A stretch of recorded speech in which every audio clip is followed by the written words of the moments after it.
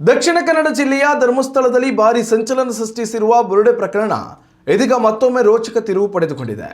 ಹೈಕೋರ್ಟ್ನಲ್ಲಿ ರಿಟ್ ಅರ್ಜಿ ಸಲ್ಲಿಕೆ ಮಾಡಿರುವ ಚಿನ್ನಯ್ಯ ಬುರುಡೆ ಗ್ಯಾಂಗ್ ತಮಗೆ ಕಿರುಕುಳ ನೀಡಿತ್ತು ಎಂದು ಹೇಳಿಕೊಂಡಿದ್ದಾನೆ.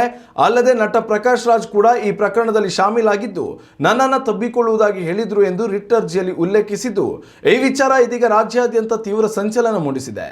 ಈ ವದಂತಿಗಳ ಬೆನ್ನಲ್ಲೇ ಈ ಬುರುಡೆ ಪ್ರಕರಣಕ್ಕೂ ತಮಗೂ ಯಾವುದೇ ಸಂಬಂಧವಿಲ್ಲ ಎಂದು ಖ್ಯಾತ ಬಹುಭಾಷಾ ನಟ ಪ್ರಕಾಶ್ ರಾಜ್ ಸ್ಪಷ್ಟಪಡಿಸಿದ್ದಾರೆ. ಈ ಸೂಕ್ಷ್ಮ ಪ್ರಕರಣಕ್ಕೆ ಸಂಬಂಧಿಸಿದಂತೆ ಇತ್ತೀಚೆಗೆ ಸಾಮಾಜಿಕ ಜಾಲತಾಣಗಳಲ್ಲಿ ತಮ್ಮ ಹೆಸರನ್ನ ಅನಗತ್ಯವಾಗಿ ಎಳೆದು ತರುತ್ತಿರುವುದರ ವಿರುದ್ಧ ಅವರು ತೀವ್ರ ಅಸಮಾಧಾನ ಮತ್ತು ಆಕ್ರೋಶ ಹೊರಹಾಕಿದ್ದಾರೆ.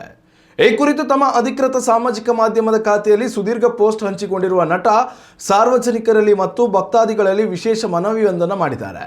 ಧರ್ಮಸ್ಥಳವು ಕೋಟ್ಯಾಂತರ ಜನರ ಧಾರ್ಮಿಕ ನಂಬಿಕೆಯ ಕೇಂದ್ರವಾಗಿದ್ದು ಇಂತಹ ಸೂಕ್ಷ್ಮ ವಿಷಯದಲ್ಲಿ ಕೆಲವು ದುರುಳರು ಉದ್ದೇಶಪೂರ್ವಕವಾಗಿ ಸುಳ್ಳು ಸುದ್ದಿಗಳನ್ನು ಸೃಷ್ಟಿಸುತ್ತಿದ್ದಾರೆ ಎಂದು ಅವರು ಕಿಡಿಕಾರಿದ್ದಾರೆ.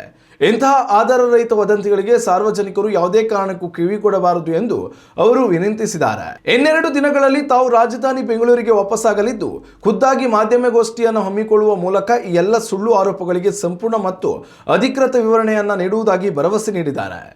ಯಾರಾದರೂ ಸಾಮಾಜಿಕ ಜಾಲತಾಣಗಳಲ್ಲಿ ತಮ್ಮ ಹೆಸರನ್ನು ದುರುಪಯೋಗಪಡಿಸಿಕೊಂಡು ಅಪಪ್ರಚಾರ ಮಾಡುತ್ತಿದ್ದರೆ ತಕ್ಷಣ ಅದನ್ನು ತಮ್ಮ ಕಾನೂನು ತಂಡದ ಗಮನಕ್ಕೆ ತರಬೇಕು ಎಂದು ಸಾರ್ವಜನಿಕರಲ್ಲಿ ಕೇಳಿಕೊಂಡಿದ್ದಾರೆ.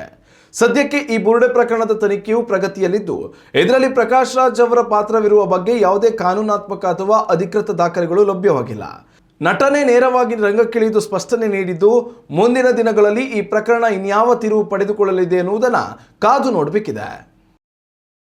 ಉತ್ತಮ ಸಂಸ್ಕಾರಯುತ ಶಿಕ್ಷಣದೊಂದಿಗೆ VSS English medium CBSE school Udupi Muddur.